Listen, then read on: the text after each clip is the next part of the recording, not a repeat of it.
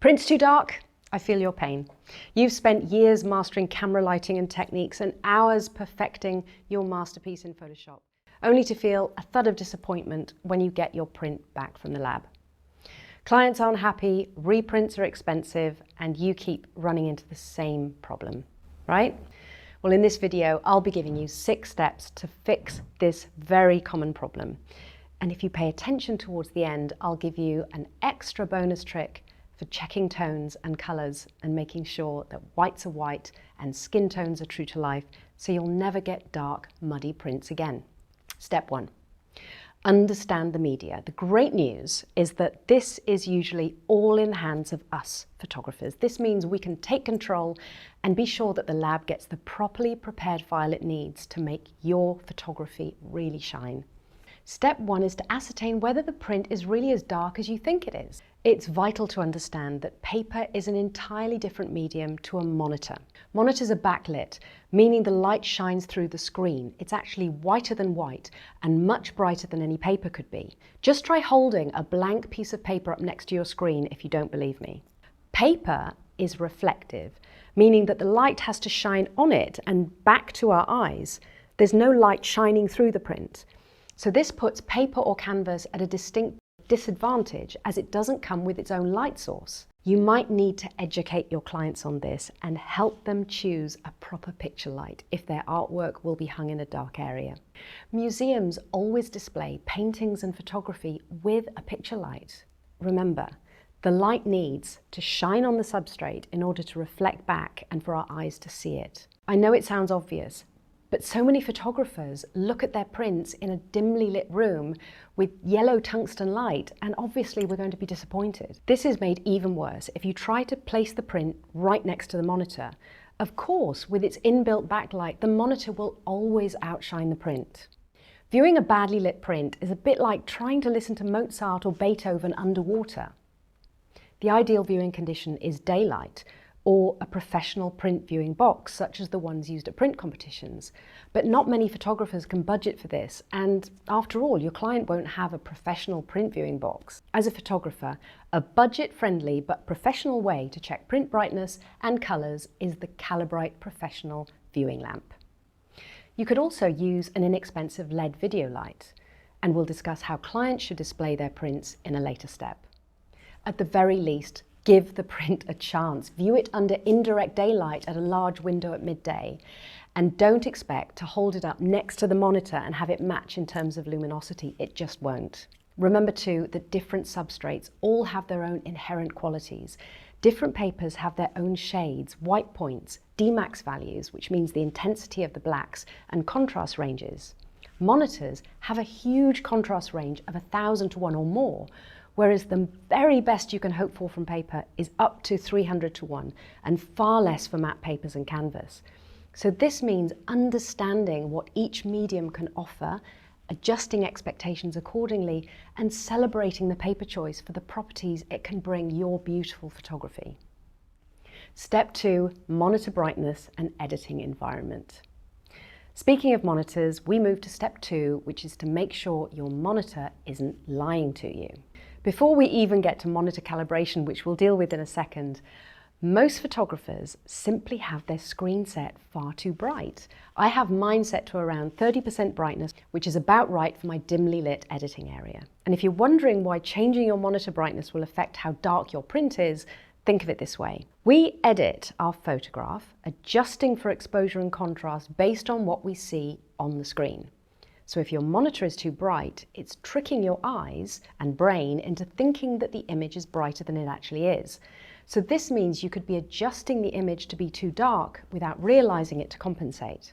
Many monitors aren't made for photography and print. Most are for videos and gaming, so they are made brighter and more contrasty than reality to make for a better viewing experience for those purposes, instead of trying to show the reality of ink on paper.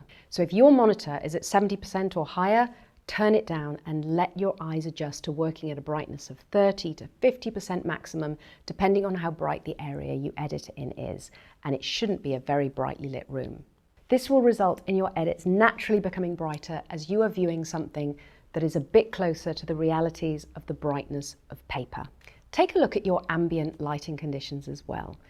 As a photographer, I'm sure you know that different lights have different color temperatures. Working in fluorescent or tungsten lighting conditions might cause you to edit differently. Tungsten lights are orange, fluorescent lights tend to cast green. Step 3, monitor calibration.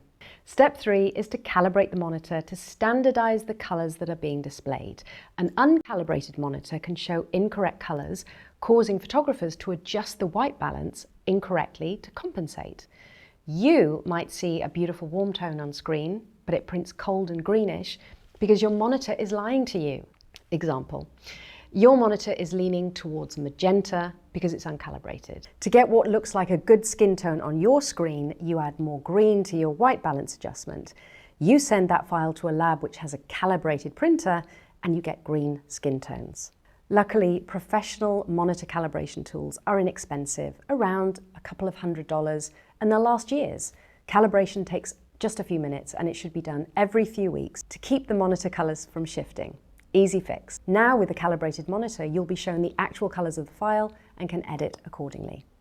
If you really want to get serious about print accuracy, you might want to think about investing in a monitor designed for photographers, not gaming and video. My favorite is the BenQ S270C, which is reasonably priced and does an excellent job of displaying 99% of the Adobe RGB color space, which is the color space handled by most professional printing labs. This means you can edit on a monitor that can show you all the colors that will actually be printed. Step 4 is to learn to speak histogram. Our eyes can be subjective, and as we've discussed, lighting conditions can affect the way our brain processes tones and colors, not to mention tiredness and long hours in front of the computer. The histogram is objective, meaning it never lies to us and will always tell us the true values of any given file. Even with my monitor at optimal brightness and properly calibrated, I always check my histogram to be sure that the shadows fall within the right area that I know will be safe for printing, that skin tones for the skin type fall in the expected place, and that white areas will be bright and appear white on paper. Now here's my bonus trick. If I want to be extra sure about how a particular color or tone of the image will print, I use the eyedropper tool.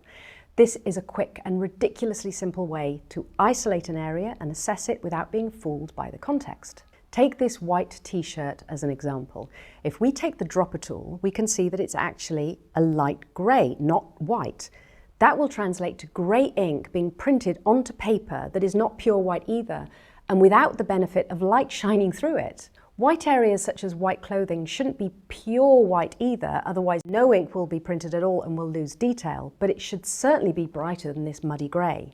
We can also isolate skin tones and check the RGB values. Look at this sampled colour from skin. We can see that what should be pale Caucasian skin is actually sitting in the midtones. This tells me that the file is darker than it should be, and so it will print dark on a calibrated printer. Step 5, export for print in the correct format. Make sure that you're exporting for print in the correct embedded color space as requested by your lab. This is usually Adobe RGB. Step 6, display the print under the best conditions. Finally, we come full circle back to the viewing conditions of the print or the display conditions of the print or wall art.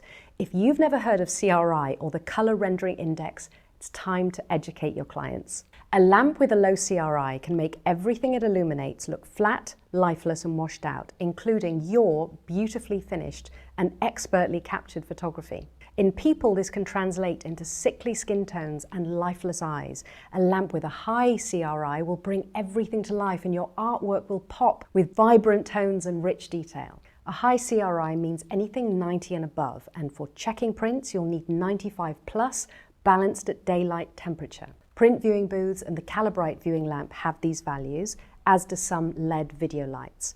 Most LED light bulbs you can buy commercially are around 80, which is good enough for normal living conditions, but a wasted opportunity for photography and artwork. Museums know this, restaurants know this, fashion retailers know this, and that's why they invest in the best lamps with high CRI values. Simply put, better lighting means better sales. Now you know. So if you follow all these steps, monitor brightness, calibration, proper viewing conditions, Dark, muddy prints with blocked up blacks and greyish whites should be a thing of the past.